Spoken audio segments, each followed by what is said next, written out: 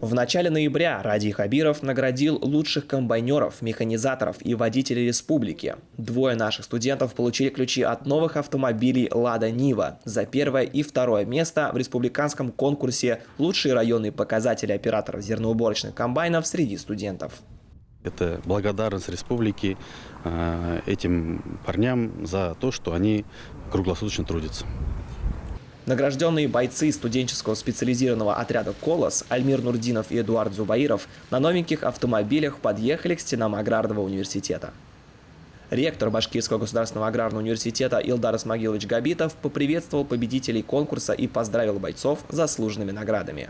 Приветствую, Альберт и Эдуард. Поздравляю вас с замечательным достижением. Молодцы.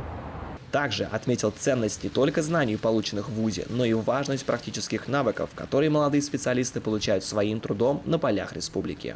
Практика стройотрядов, она всегда у нас была и раньше всегда была, и мы всегда поддерживаем это движение. Он пожелал ребятам большой удачи в будущей профессии и легкой работы. Давайте держите марку Аграрного университета, держите марку Мирфака, чтобы вам все это в дальнейшем всегда повезло. Поздравляю! Герои жатвы 2021 выразили слова благодарности за предоставленную возможность и что благодаря учебе в университете они смогли применить свои знания и умения и в результате получить такие высокие награды. Благодарен, конечно, своим руководителям, преподавателям и, конечно, нашему ректору и нашему декану. Они дали нам возможность и проявить себя.